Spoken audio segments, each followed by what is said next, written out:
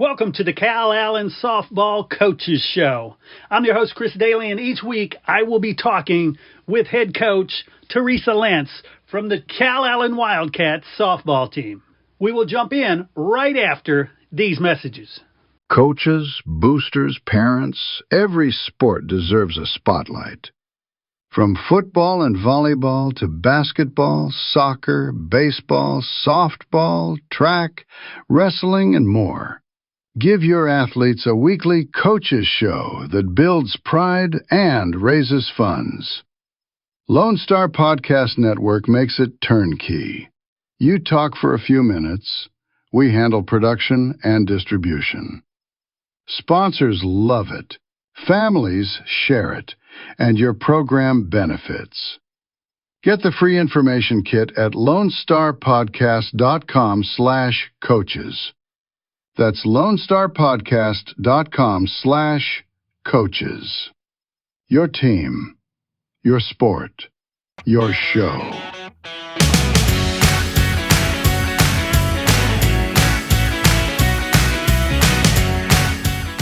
All right, everybody, join me in welcoming Coach Teresa Lentz to the Calallen Softball Coaches Show. How you doing, Coach?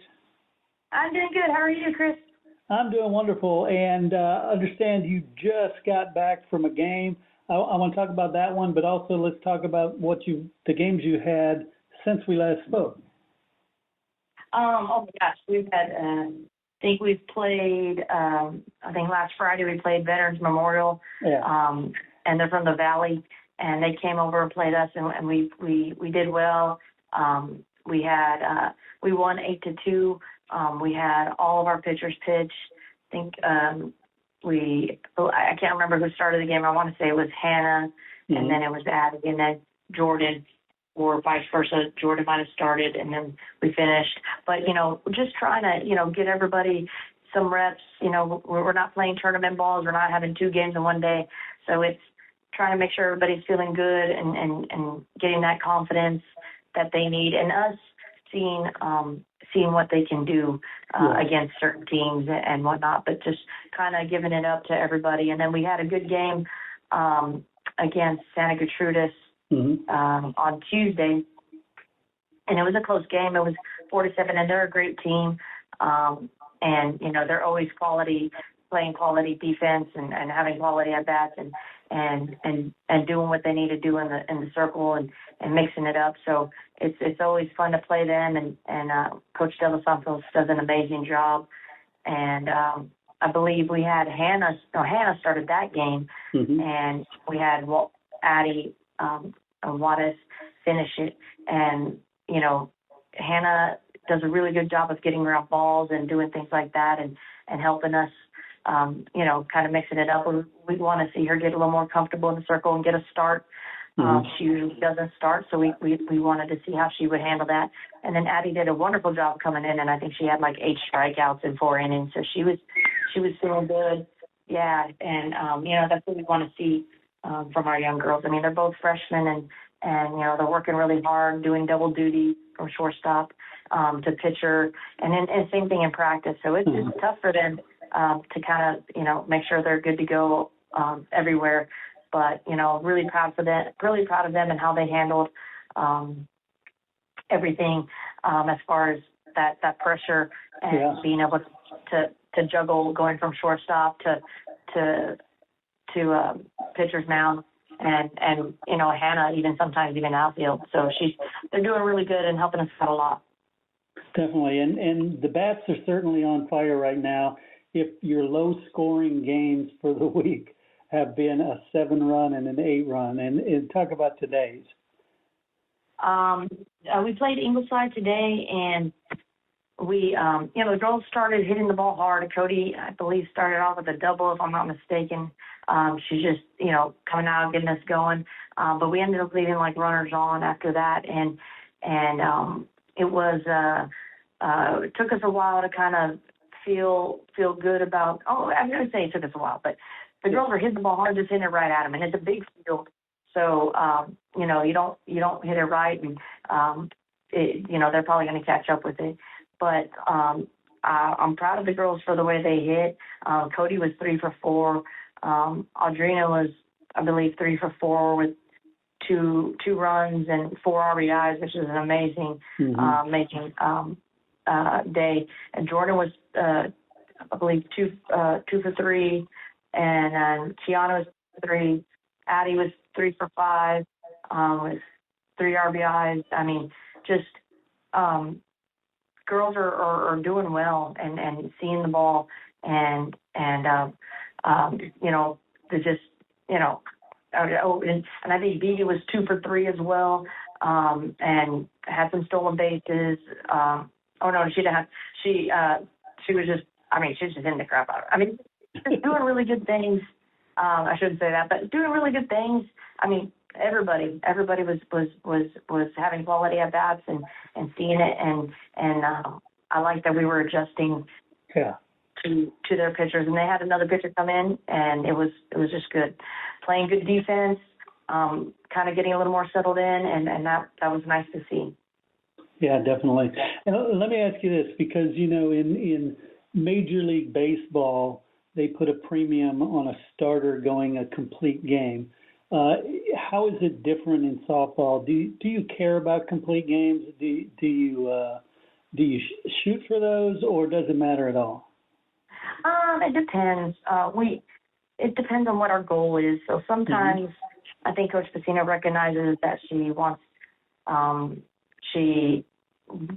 to see if we can finish a game. Cause they need to get that endurance and be ready, because it's going to come where we're going to need them to be able to do that. So she tries not to do that too much. I know, but sometimes we might not play a quality team, or maybe it's somebody we want to make sure we have another pitcher come in. I know we did this a lot last year with Bianca, and we want to see how, you know, like, for example, we want to split the time with Jordan, and Jordan was throwing an amazing game, but we need Bianca to get her reps in against these hitters who are possibly a better team, and as opposed to letting Jordan just get all of those, those innings.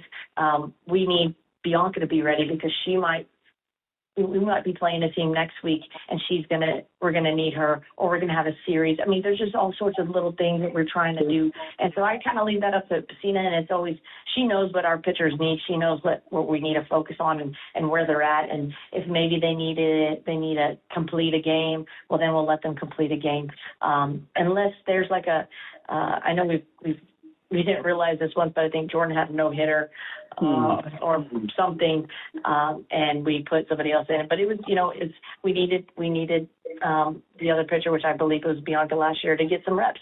So depending on what we're working on, and because we just want, in the end, we want to be where we want to be. We want to be playing on May 29th at 10:30, and so that's the end goal.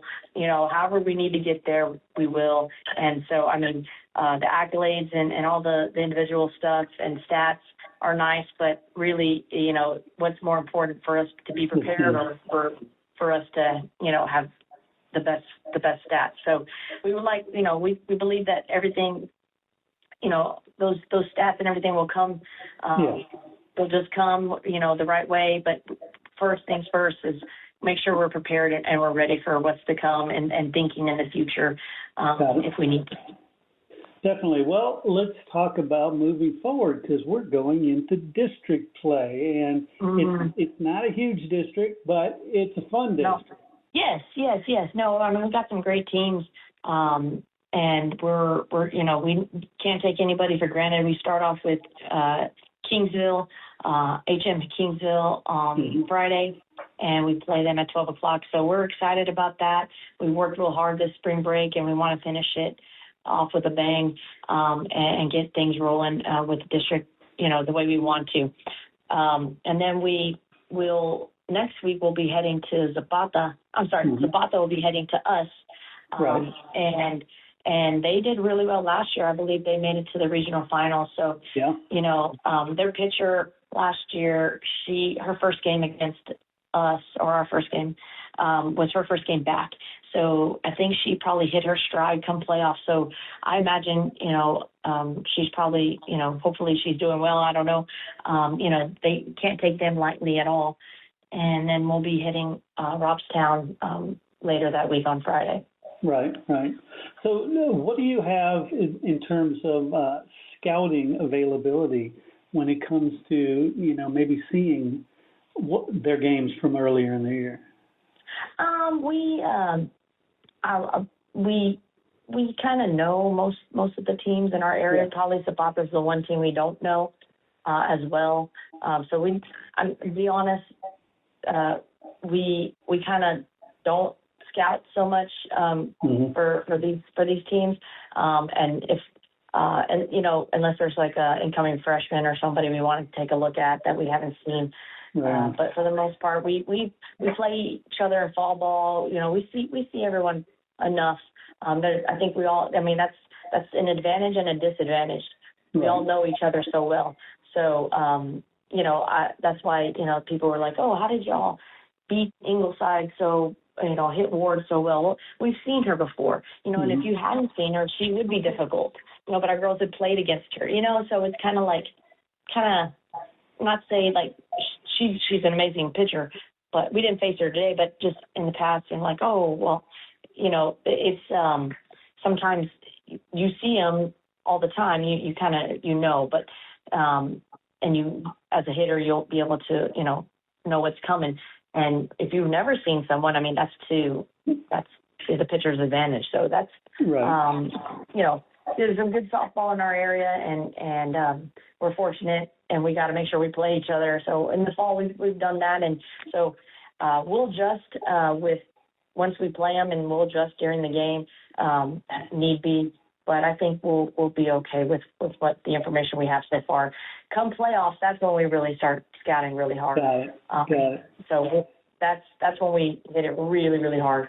But yeah, Zapata's probably the one team that we really don't get to see too often. Right on. And gosh, I have to say congratulations on your pre-district schedule so far. Hopefully you've discovered what you need to discover about. Yeah. No, it was tough. I'm really proud of the girls. I mean, being 8-11-1 is not something that you look at and be like, yeah, that's awesome. No, let's go win that state title. Like that's not. But the girls, I'm really proud of the way they were handled it, mature, understanding that we have to fail before we succeed, and we want to learn where we're at. And they wanted to take that initiative, and I know that because they recognize where we are and where we need to be. And none of them like to lose. I don't like to lose, and so I believe and I know we're going to do everything we can to make sure we're getting better and doing what we need to do to be prepared for what's to come in district and come playoffs. So we're just, taking it one day at a time, one game at a time, and trying to improve and get better every day. Right on. And we will take this show 1 week at a time. And when we talk next week, we will have some district play under our belt, and look forward to talking then. Yes, sir. Thank you so much, Chris.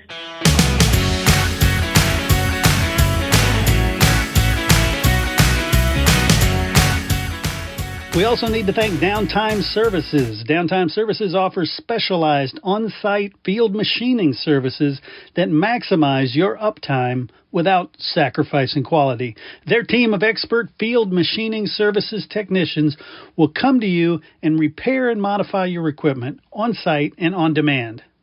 Downtime Services, whatever you need, whenever you need. Find Downtime Services online at downtimeservices.com or call them at 800-900-1256. Hey, would you like to have your company associated with this historical Calallen softball team? Well, you can. It's very simple.